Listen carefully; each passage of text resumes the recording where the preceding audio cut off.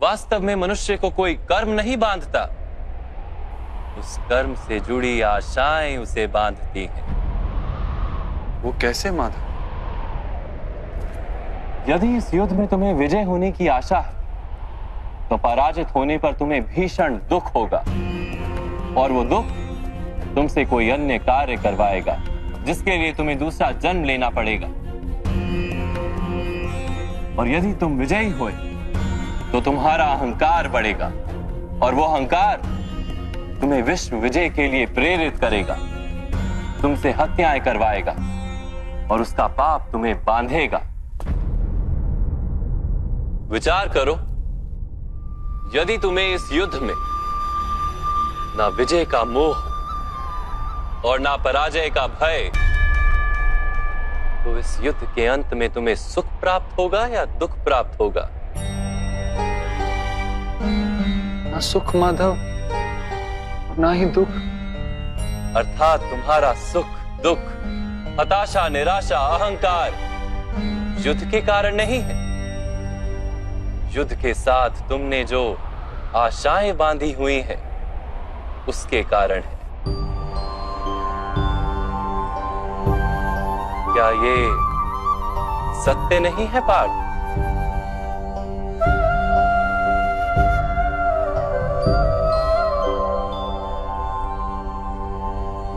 सुख दुखे समे कृत्वा लाभा लाभो जया जयो ततो युद्धाय युज्यस्व नैवं पाप मवाप्स्यसि। अर्थात सुख दुख को समान मानकर लाभ हानि जय पराजय का विचार किए बिना यदि तुम युद्ध करोगे कौन्तेय, तो तुम पाप के भागी नहीं बनोगे। इसी को कर्म योग कहते हैं। जो सांख्य का ज्ञान प्राप्त कर लेता है वो ये जान लेता है कि वो शरीर नहीं, केवल एक आत्मा है। शरीर के भोग और अनुभव तो केवल मृत्यु तक है, अर्थात वास्तविक नहीं, केवल माया है। उसके लिए कर्मयोगी बनना सरल हो जाता है। परंतु माधव, यदि कार्य से बंधन निश्चित है तो क्या संसार का त्याग करके संन्यास लेना उचित नहीं? इसी विचार का परिणाम है कि आज ये युद्ध हो रहा है पार्थ।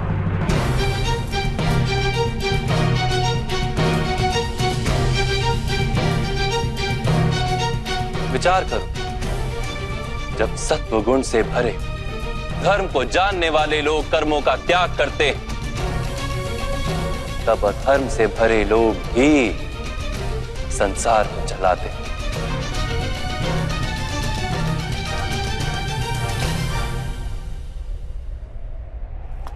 यदि महामहिम ने संसार का त्याग ना किया होता तो आज अधर्म इतना बढ़ता ही नहीं।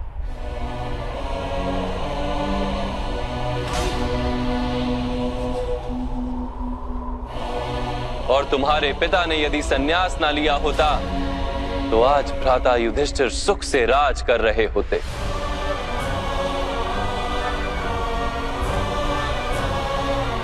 और अपनी प्रजा को न्याय और धर्म का ज्ञान दे रहे होते।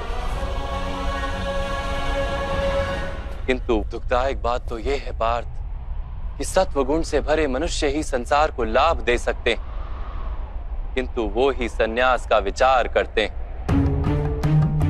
जैसे जल तो भाप बनकर उड़ जाता है और कीचड़ कीचड़ वहीं पड़ा रहता है, वैसे सत्वगुणी सज्जन लोग तो संसार का त्याग कर देते और तमस से भरे अधर्मी लोग संसार में कार्य करते हैं। इसी कारण से संसार में पाप और अधर्म बढ़ता है।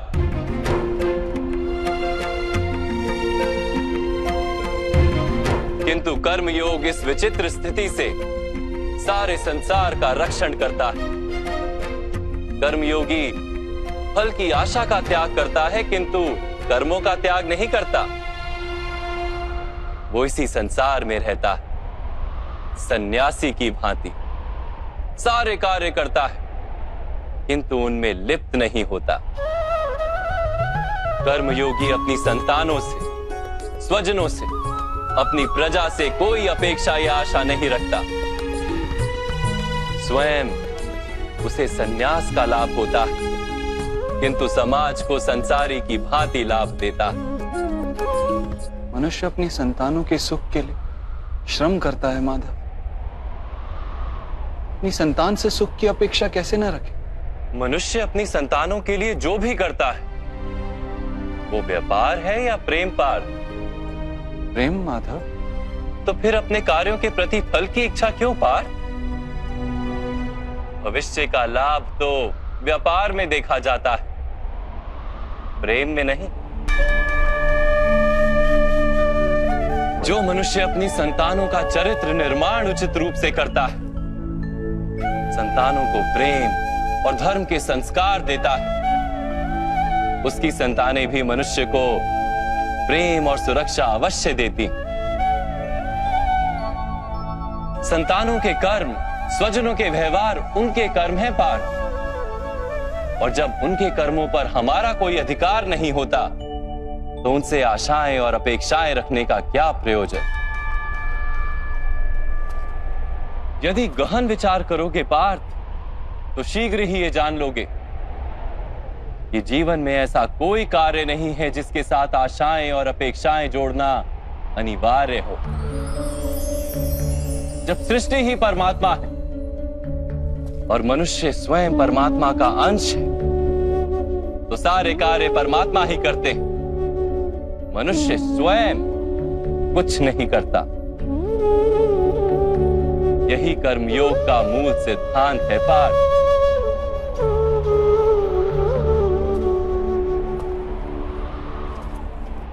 तुम्हें भी कर्मयोगी बनकर ये युद्ध करना आवश्यक है पार्थ। त्रिगुणिया विश्या वेदा निस्त्रिगुण्यो भवार्जुना, निर्द्वंद्वो नित्यस्तत्वस्थो निर्योग क्षेम आत्मवान। 3 गुणों का त्याग करके निर्गुण बन जाओ पार्थ। इस द्वंद्व से मुक्त हो जाओ। सदा सत्व अर्थात परमात्मा में बुद्धि लगाकर कर्तव्य का वहन करते रहो। कुछ प्राप्त करने की इच्छा और कुछ प्राप्त किए हुए का रक्षण करने का विचार त्याग दो पार्थ, और अपनी आत्मा को स्वतंत्र कर।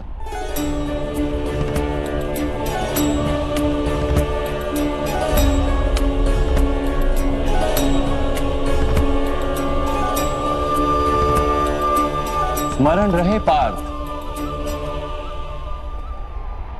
कर्मण्यवाधिकारस्ते मा फलेषु कदाचन, मा कर्म फल हेतुर्भू मा ते संगोस्त्व कर्मणि।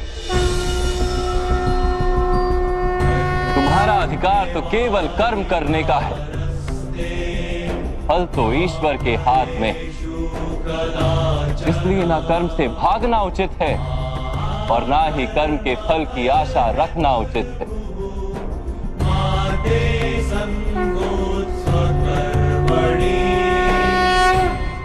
जो फल का त्याग कर दे परंतु कर्म का त्याग ना करे, ऐसे कर्मयोगी को कैसे जाना जा सकता है माधव?